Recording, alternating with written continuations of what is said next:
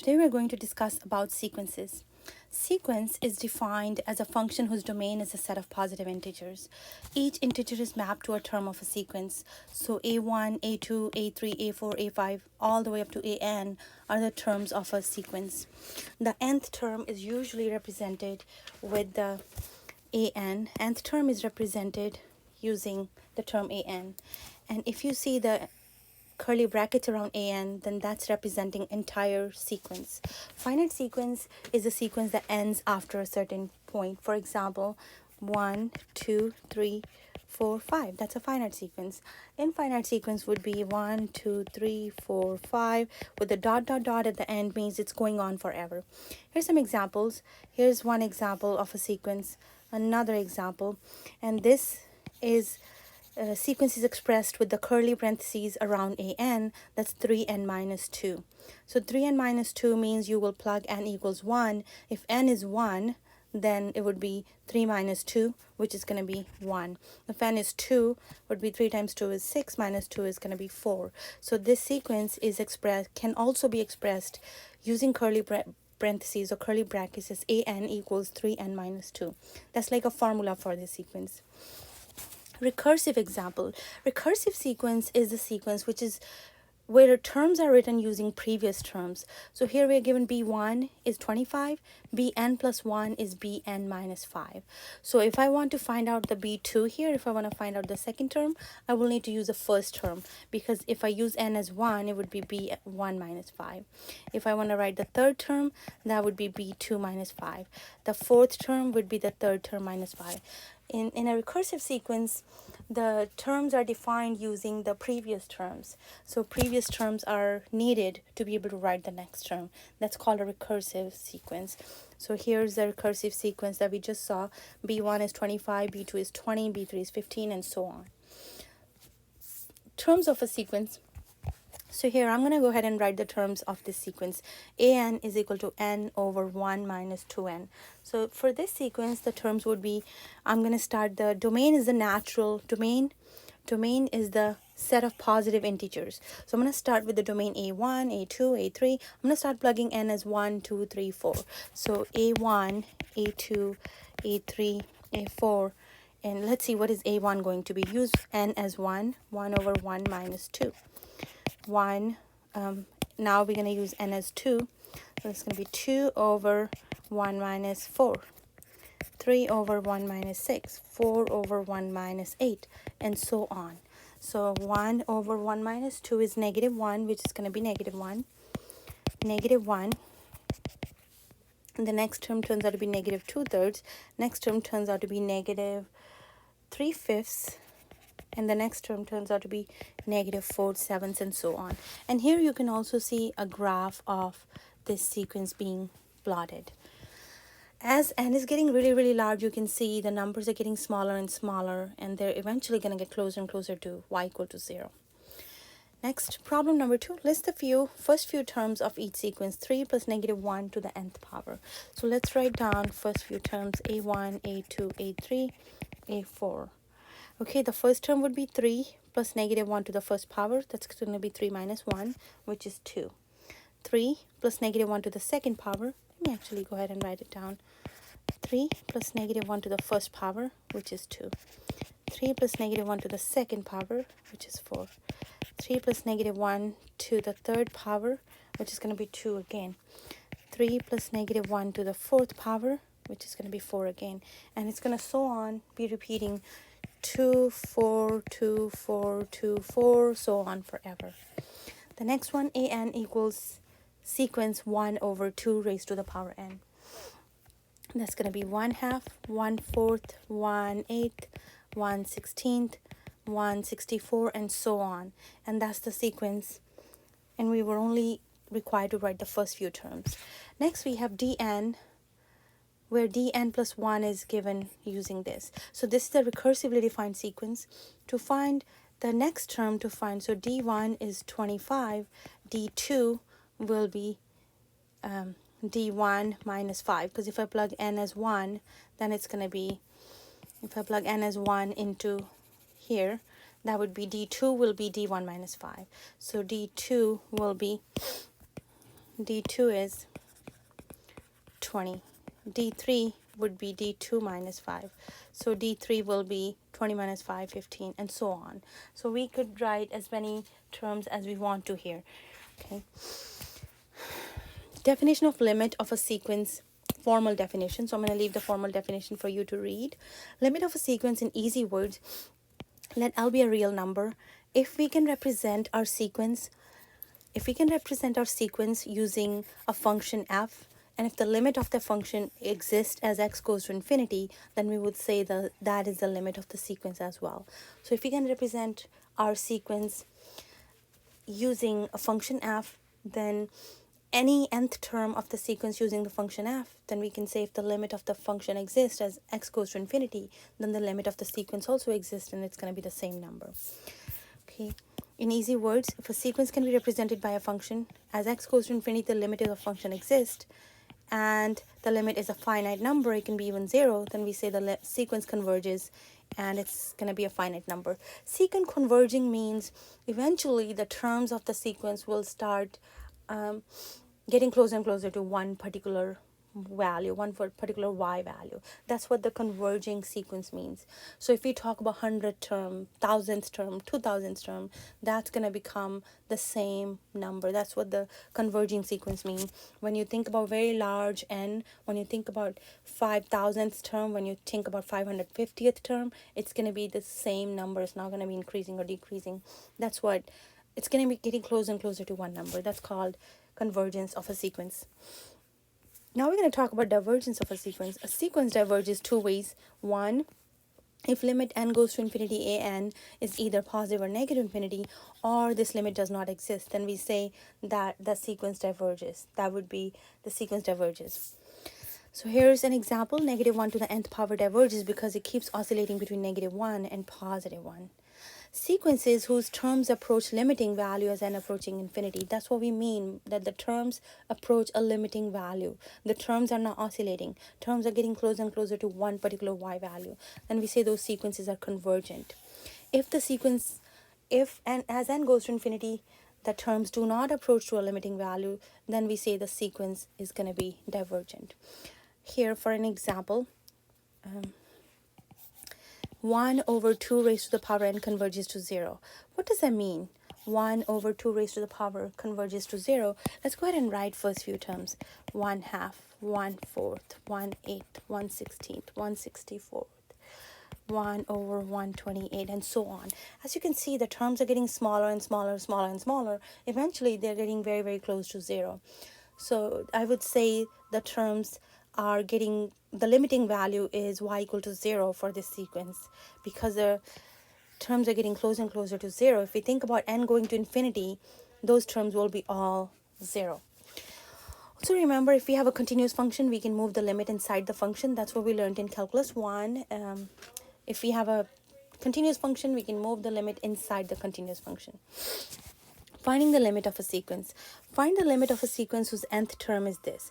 So this is the nth term of the sequence. We can represent our sequence using an here. We can represent our sequence using an here. Okay, so let's go ahead and work it out. We can say limit n goes to infinity. We are trying to find out limit n goes to infinity an 1 plus 1 over an, which is going to equal limit n goes to infinity 1 plus 1 over n to the power n. So what we can do is we want to evaluate this limit. Remember, in calculus 1 we've learned lots of ways to evaluate the limits. We could evaluate limits numerically, graphically, algebraically, and we've also learned L'Hopital's rule to evaluate the limits. So here I'm going to go ahead and say let y be equal to 1 plus 1 over n to the power n, and natural log of y would be equal to, and again y is equal to this limit. Y is equal to limit, let y be equal to limit n goes to infinity 1 plus 1 over n to the power n. I'm going to go ahead and take natural log on both sides. Limit n goes to infinity. So when I take the natural log, the exponent comes in the front, 1 plus 1 over n. Now, this is going to be, if I go ahead and plug n as infinity, this is going to be infinity times 0. which is going to be an indeterminate form. So what I'm going to use is I'm going to go ahead and do the L'Hopital's rule here. L'Hopital's rule applies because I do have infinity times 0 form, or I can express it as a natural log of 1 plus 1 over n over 1 over n. I can express it. Let's go ahead and do that before we use the L'Hopital's rule. So I can go ahead and say this is going to be equal limit n goes to infinity natural log of 1 plus 1 over n over 1 over n. Now I can say L'Hopital rule applies. So L'Hopital rule says we can go ahead and take the derivative of the numerator and the derivative of the denominator. So natural log of y is equal to limit n goes to infinity.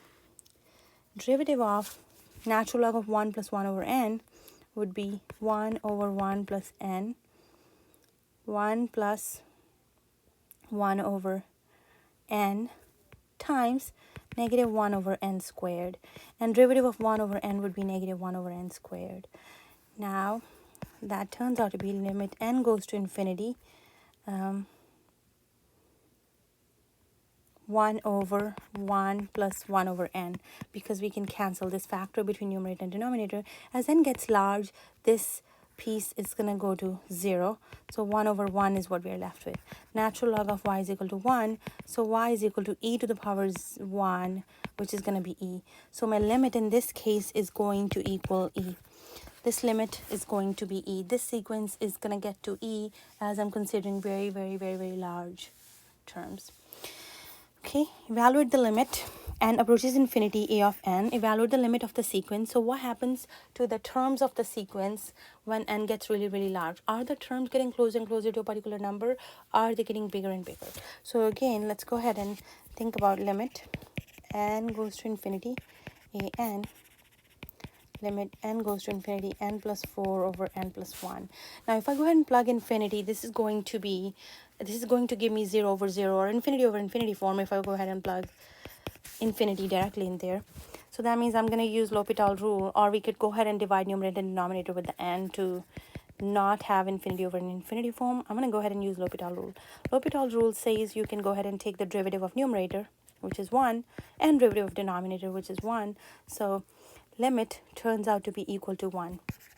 So that means if I write many terms of this sequence, if I write the 100th term, 500th term, 2000th term, they're going to be getting closer and closer to 0.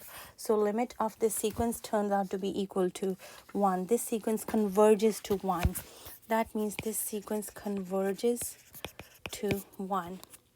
And same as with the previous one we did, this sequence converges to e. Converges to e. This sequence converges to e. See more examples. An is equal to n plus 4 over n plus 1 to the nth power. Anytime we have the exponent raised to the nth power, it is actually kind of complicated and tricky. So I'm going to go ahead and do limit n approaches infinity an. Limit n approaches infinity n plus 4 over n plus 1 to the nth power. Not to the 4th power, but to the nth power. Okay, so I'm going to let y be limit n goes to infinity n plus 4 over n plus 1 to the nth power. Now go ahead and take natural log on both sides. So limit n goes to infinity n natural log of n plus 4 over n plus 1. So when n goes to infinity, natural log of infinity goes to infinity as well. This is infinity times infinity. We can go ahead and this is giving me infinity times infinity, and I can go ahead and rewrite it. So we can write it as we can do n plus 4 over n plus 1. We can divide both numerator and denominator. So I'm going to rewrite it. Limit n goes to infinity. This gives me natural log of n over n plus 4 over n over n over n plus 1 over n over 1 over n, which will be, it's going to be 1 plus 0, and that's 1 plus 0 over 1. Natural log of 1 is 0. So this is going to be, now it's going to be 0 over 0 form. That means we can go ahead and we can go ahead and use the L'Hopital rule. because I have 0 over 0 form, now we can say L'Hopital rule applies. L'Hopital rule says we can go ahead and take the derivative of numerator and derivative of denominator. So go ahead and take the derivative of numerator and derivative of denominator. To make my life easy, I'm going to just leave it as n plus 4 over n plus 1. N plus 4 over n plus 1. I do know that this, when n goes to infinity, this limit goes to 1. This limit goes to 1 when n goes to infinity, because it's a rational expression with the same degree numerator and the same degree in denominator. Okay, so let's go ahead and use the L'Hopital rule now. Natural log of y is equal to, that would be n plus 1 over n plus 4 times the derivative of n plus 1 over n plus 4, which is going to be n plus 1 squared, n plus 1 times 1 minus n plus 4 times 1 over negative 1 over n squared. Now simplification required here. So natural log of y is equal to n plus 1, or we still have limit n goes to infinity. Don't drop that until you apply limit n goes to infinity. So we have n plus 1 over n plus 4, and this would be n plus 1 minus n minus 4. That would be negative 3 over n plus 1 squared divided by negative 1 over n squared. Okay, cleaning up. That turns out to be limit n goes to infinity. 1 over n plus 4, we can cancel one of these, times negative 3 over n plus 1 divided by negative 1 over n squared. Okay, so limit n goes to infinity. 3n squared. 3n squared is going to become positive over, now I'm going to have n squared plus 4n plus 5n plus 4. Now this is again the same degree numerator and denominator. We know this limit is going to go to 3. If we can also see by dividing both numerator and denominator. L'Hopital's rule is a lot easier.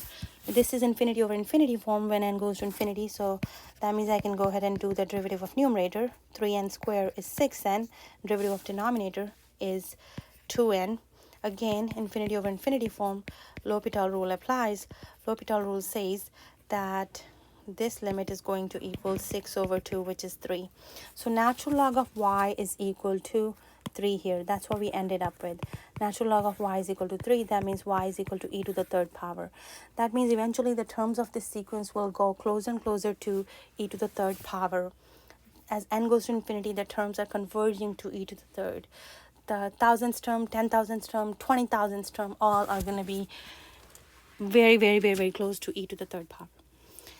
Now we're going to look at graphing a sequence. What does graphing a sequence mean? We can graph a sequence just plotting the points, the terms a1, a2, a3, a4. This actually does help in realizing if the convergence and divergence of sequence. So I'm going to start with the first one. Let's pick some. This is my function, or we can call it an if we want. The first term, when x is 1, x is 2, when x is 3, x is 4, x is 5, 6, 7, and so on. When x is 1, square root of 1 is 1. Square root of 2 is like 1.4 approximately. Square root of 3 is like 1.7. Square root of 4 is 2. Square root of 4 would be like 2 point something, 2.2, and so on.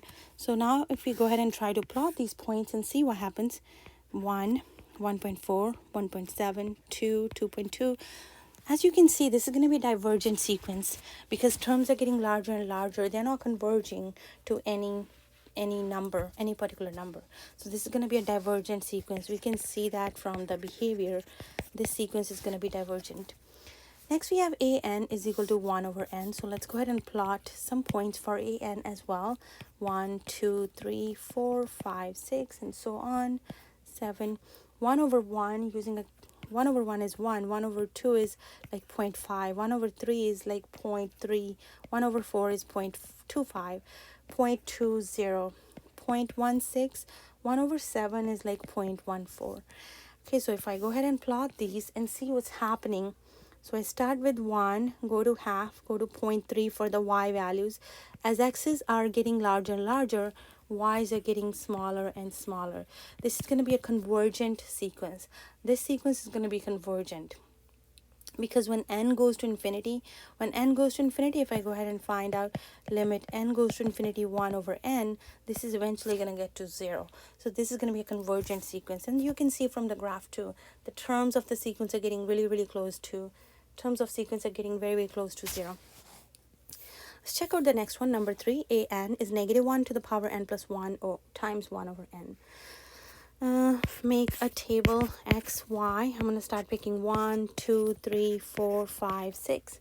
So when I plug x as 1, I get negative 1. It's going to be a positive number.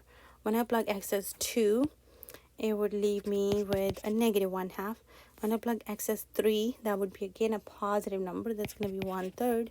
And as 4, that's going to be negative 1/4. And as 5, positive 1/5. And as 6, that would be negative 1/6. If I plug 7, that's going to be positive 1/7. If I plug 8, negative 1/8, and so on.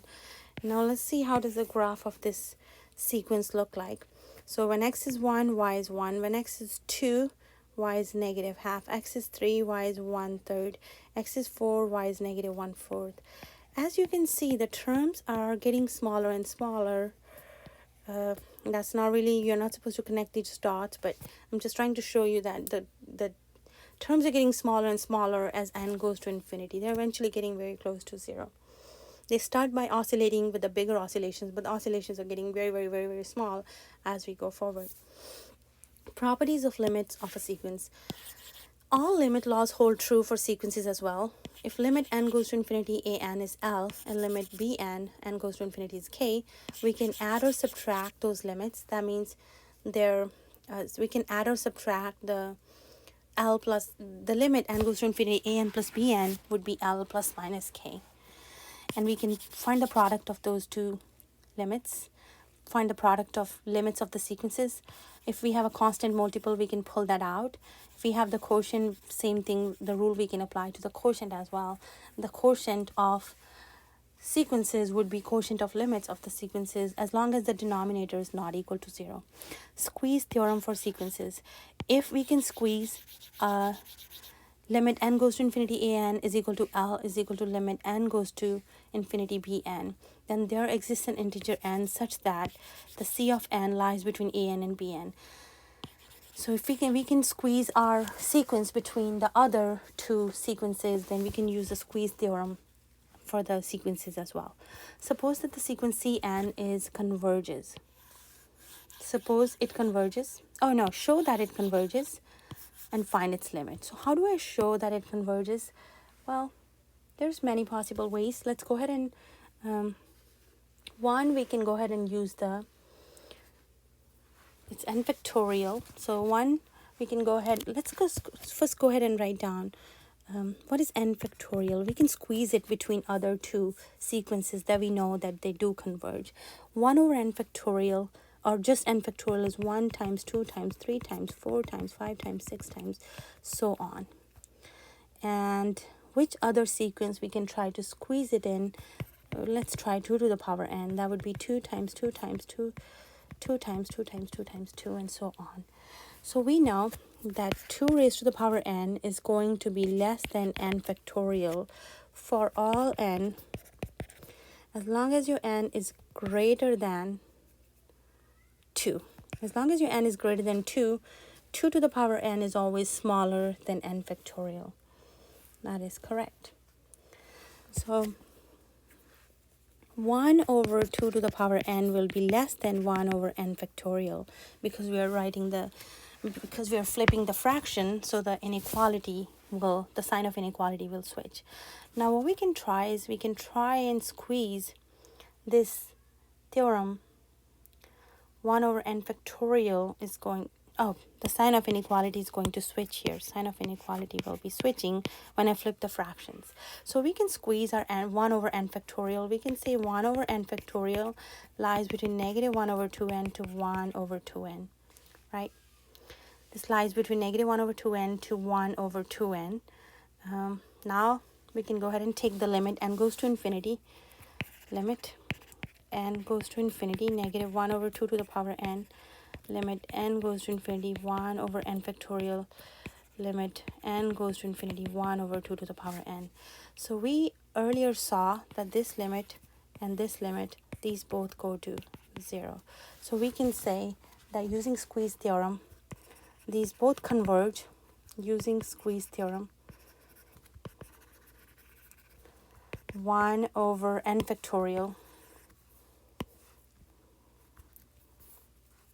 negative 1 to the nth power 1 over n factorial converges.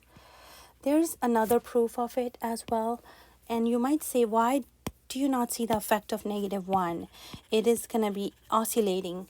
Well, it is going to be oscillating, but think about 1 over n factorial. It's going to get smaller and smaller, closer and closer to 0 as n is getting really, really large. So the effect of this negative 1 to the nth power is going to be no effect because the terms are getting closer and closer to 0.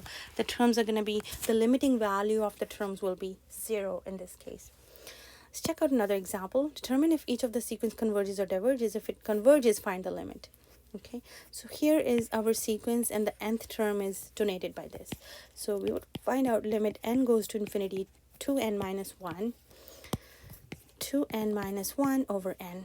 Well, this is infinity over infinity form. We can use the L'Hopital's rule. L'Hopital's rule says you can go ahead and do the derivative of numerator and the derivative of denominator, which is going to be 2 over 1. So this limit goes to 2. That means this sequence converges to 2. This sequence converges to 2. The sequence converges to 2.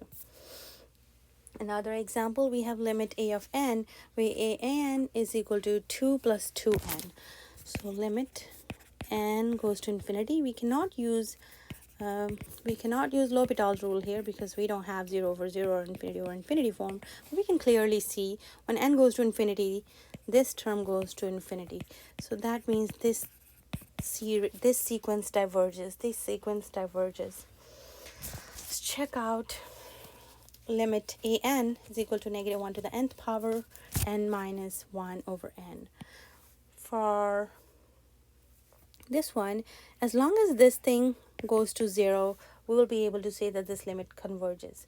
But let's see what happens here. So limit n goes to infinity, negative 1 to the nth power n minus 1 over n.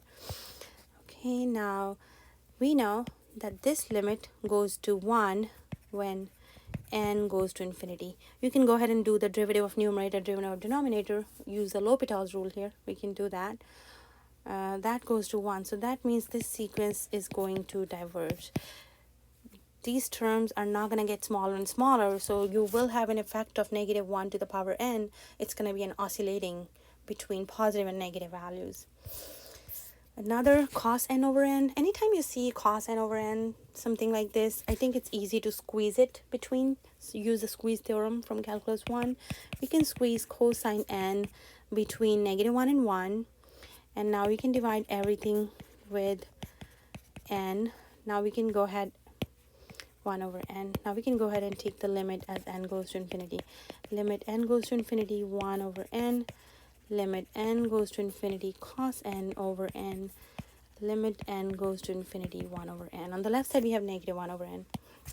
So we know this limit goes to 0. This limit goes to 0. We can say this limit is going to be limit n goes to infinity cos n over n is going to equal 0. So this is going to be a converges to 0. If a sequence diverges, we really cannot find, it's just getting bigger and bigger. The values are getting bigger and bigger, and you cannot find the limit in that case. Next we have a of n, where an, this n is extra. Ignore it. Negative 1 to the nth power 3n minus 1 over 2n squared. Now one thing we know that if this piece goes to 0, then my sequence will converge, because then the effect of positive and negative 1 is not gonna, negative 1 to the nth power is not gonna be any, it's not gonna have any effect on my sequence if this piece goes to 0. But let's check if it does or not. So limit n goes to infinity, a of n is equal to limit n goes to infinity, negative 1 to the power n, 3n minus 1 over 2n squared. Now this limit is going to be infinity over infinity form. If I go ahead and plug infinity in there. So I'm going to go ahead and do the derivative of numerator and derivative of denominator. Derivative of numerator is 3. Derivative of denominator is 4n. When n goes to infinity, this piece is going to go to 0. So that means the effect of -1 to the n power will be no effect, because the eventual terms are getting 0, and 0 it's not positive or negative. You can multiply it with a +1 or -1, it wouldn't matter. So this sequence is also convergent. This one converges to 0. See several examples. Find the limit of the sequence z of n. Z of n is 10 to the power -1 over n. So limit n goes to infinity z of n, limit n goes to infinity 10 to the power -1 over n. Think about, maybe we can write it as 1 over 10 to the power 1 over n. Maybe we can write it like that. Limit n goes to infinity 1 over 10 to the power 1 over n. When n goes to infinity, where does 1 over n go?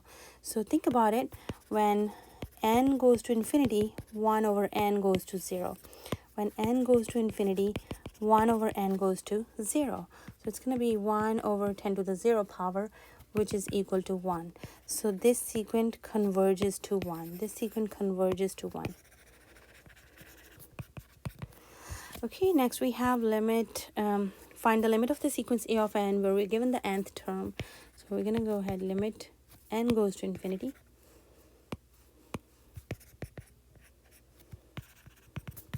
Limit n goes to infinity, e to the power 4n over 3n plus 9. Remember, if you have a continuous function, you can take the limit inside. So I'm going to take the limit of, I'm going to go ahead and take the limit of this piece and see where does that limit go. Because e of a to the power x is always a continuous function.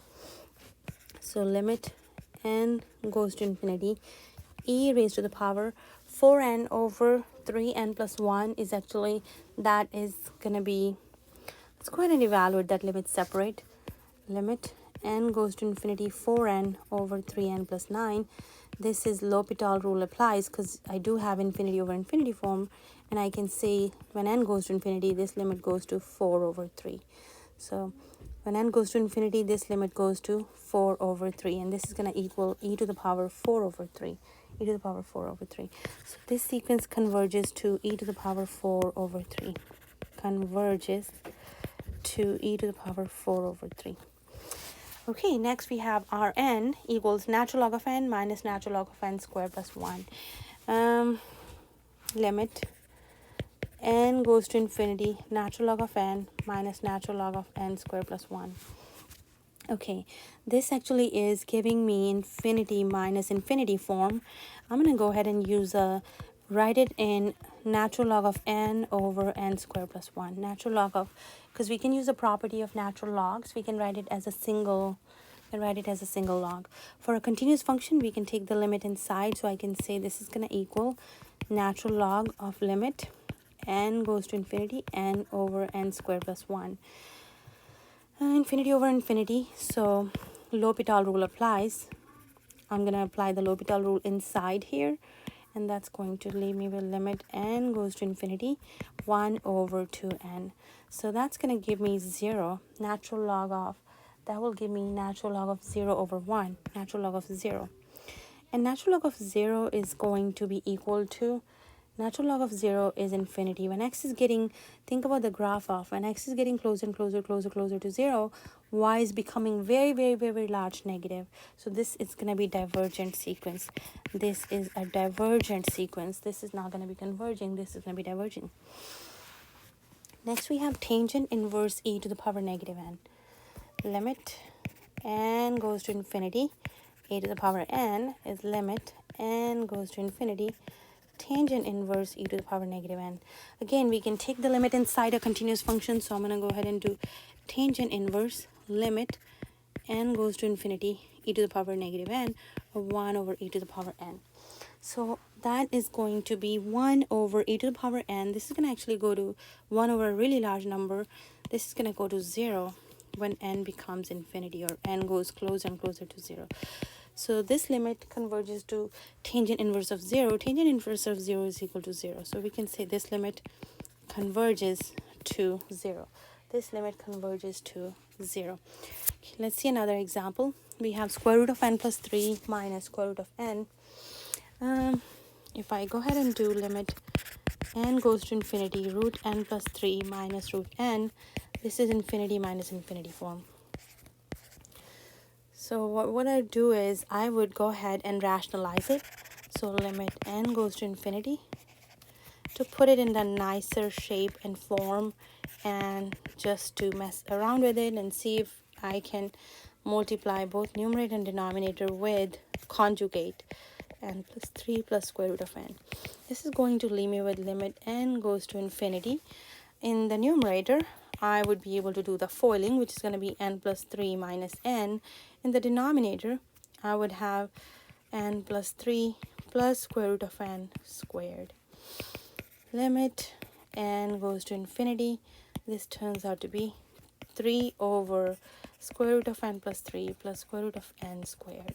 Now we can see this is going to go to 0 because we have a very small number divided by a very, very large number. So eventually it's going to become 0. We can say this limit converges, this sequence converges to 0, not to 1, to 0. Okay, next, d of n is natural log of 5 to the power n.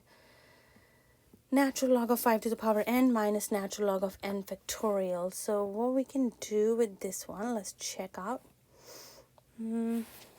Maybe we can use the rules of natural log here. So we can say limit n goes to infinity, natural log of 5 to the power n over n factorial. We need to see which one grows faster. 5 to the power n grows faster or n factorial grows faster. So let's see. 5 to the power n is 5 times 5 times 5 times 5 times 5 times 5, so on. And n factorial 1 times 2 times 3 times 4 times 5 times 6 times 7 times 8. So we can clearly see here that n factorial grows faster. N factorial is greater than 5 to the power n for all n greater than 5. 1, 2, 3, 4, 5. Yep. For all n greater than 5, n factorial grows faster. So denominator grows faster. If denominator grows faster, that means my limit is going to turn out to be 0. If the bottom grows faster, limit is going to turn out to be 0 in this case. So that's going to be the natural log of 0. So because we can take the limit inside a continuous function, so that would be natural log of 0. And natural log of 0 is infinity. And that means, or negative infinity, it doesn't mean. That means this sequence diverges. It does not converge. Another example, this sequence looks very, very complicated, but let's go ahead and try to isolate it into 2, negative 1 to the power n to the third power over 3n to the third power, plus 4 to the negative n power, plus 2 raised to the power negative n, 3n to the third plus 4 to the negative n. So just looking at it, looking at this piece, because the numerator and denominator is the same power, we would show all work by dividing numerator and denominator with n to the third power and then taking the limit n going to infinity. But I already know, because they're the same power, that limit is going to go to 1. So that's going to go to, and that's going to go to 1/3 here. So this piece is going to go to 1/3, and multiplying this with negative 1 to the nth power, and looking at this one as well, this is also bottom heavy. So this is going to be a divergent sequence. This is going to be a divergent sequence because the terms are not going to converge to one particular y value. Next one, we have limit n goes to infinity, n sine pi over n. So evaluate limit n goes to infinity, n sine pi over n. We can also use the squeeze theorem here, just like we have done in the past. Sine of any function can be squeezed between negative 1 and 1. Or we can go ahead and rewrite it as limit n goes to infinity, sine pi over n over, so sine of 0 is going to be 0 over 1 over n. So this is going to be 0 over 0 form. That means we can use L'Hopital rule. L'Hopital's rule says that we can go ahead and do the derivative of numerator divided by derivative of denominator. Just limit n goes to infinity. Derivative of numerator is cosine pi over n times 1 over n. Derivative of denominator is negative 1 over n squared. So pi over n here, not the 1 over n. Pi over n. That would be pi over n squared, derivative of inside function, pi over n squared. Okay, so it looks like I can get rid of 1 over n squared, 1 over n squared. This would be pi, limit n goes to infinity, cosine of, when n goes to really, really large, cosine of 0 is going to be 1. So that is going to be pi times 1, which is going to be pi. We didn't cancel the pi over here. Looks like I did, but I only canceled the 1 over n squared. Okay. All right, so that limit goes to pi. Definition of a bounded sequence. A sequence an is bounded above if there's a real number m such that an is less than equal to m. So that means that number m would be called the upper bound. So if we have a number which is less than equal to all the terms or the very first term of the sequence or all the terms of the sequence, then we say that is a sequence bounded. The number m is bigger than all the terms of the sequence or nth term of the sequence, then we say sequence is bounded from above. If we have a number which is smallest or equal to the very first number of the sequence, then we would say that's bounded from below. So sequence that's bounded from above and below is called a bounded sequence, and a sequence that strictly increases or decreases is called bounded and monotonic. So monotonic sequence is the one that either increases or decreases. So it doesn't flip, it doesn't change the pattern of increasing or decreasing. That's what monotonic is. It doesn't change the behavior. It's either strictly increasing or strictly decreasing. And bounded means there is a lower bound and the upper bound. There's a smallest number that bounds the sequence from lower side, and there's a larger number that bounds the sequence from the upper side. So here, let's check out, determine if the sequence is bounded and or monotonic. So let's see here. So if we write first few terms, it would be 1, 1/2, 1/3, 1/4, 1/5, and you can see the terms are getting smaller and smaller. So this is bounded from below. Bounded from below because all the numbers are going to be larger than, this would be bounded from above. Bounded from above because 1, all the numbers are going to be, sorry.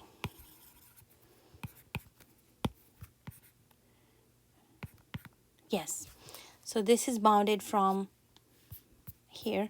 We said that if m is greater than or equal to, then we say just like this number 1 is greater than or equal to all the terms of the sequence. So this is bounded from above. How about bounded from below? How about the other side? Let's go ahead and see limit n goes to infinity.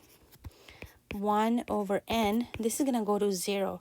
So that means bounded from below by 0. So all the terms are going to be less than or equal to 0. They are, all the terms are lying, all the terms for the sequence are lying between, all the terms of the sequence are less than or equal to, yeah. They're either greater than 0, yeah. That would be bounded from below. The terms of the sequence are greater than 0 or equal to 0.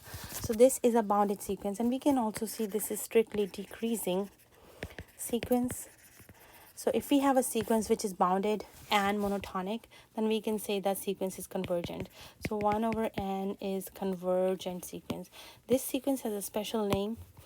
1 over n is convergent sequence. This is called harmonic sequence. This is convergent sequence. 1 over n is a bounded and monotonic, so it's convergent. Let's check out the next one. Bn is n squared over n plus 1. Is it monotonic? Is it bounded? Let's check. So for monotonic, it would be either increasing or decreasing. Let's write the first few terms. 1/2, 4/3, 9/4, and 16 over 5, 25 over 6. Looks like it's monotonic. Monotonic. But how about, is it bounded? Limit n goes to infinity, n square over n plus 1. Does it converge from above and below? Is there a number that you can bound? Is there an upper bound and the lower bound that you can bound your sequence in between? Let's see. This limit goes to infinity because we can use the L'Hopital rule. L'Hopital rule because we have infinity over infinity form, which says 2n over 1, and limit n goes to infinity, 2n goes to infinity. So this is not bounded. That means this sequence is divergent. So if you have a sequence which is bounded above and below, bounded from above and below, and it's also monotonic, then that sequence is going to be convergent. C of n is negative 1 to the power n, 1, negative 1, 1, negative 1, 1, negative 1. So it's going to keep on switching back and forth between 1, negative 1.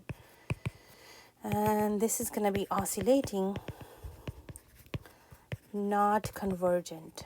1, it's not bounded, not convergent, because it's not bounded, and it's not convergent because it's not bounded, and it is also not monotonic. It's not strictly increasing or decreasing, not bounded. Some commonly used limits, go ahead and memorize these. Limit n goes to infinity, natural log of n over n. You can also think of graphs of these functions. Natural log of n is here, and x equals n, or y equals x. Natural log of x over y equals x. If you compare these graphs, the y equals x grows much, much faster than the natural log of x. So if your denominator grows faster, then the limit is going to go to 0.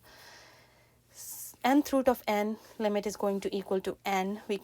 This limit is going to equal to 1. We can go ahead and use the natural log on both sides and prove this limit. X to the power 1 over n is going to equal 1 when n goes to infinity. And definition of e, 1 plus x over n to the power n, would be e to the power x. X to the power n when n goes to infinity is going to be 0 when x, absolute value of x, is less than 1. So when x lies between 0 and 1, or 0 and negative 1, absolute value of x is less than 1, that limit goes to 0. And x to the power n over n factorial is equal to 0 because n factorial grows much, much faster than x to the power n. That's all for this section. We talked about the sequences, and we talked about convergence of sequences here.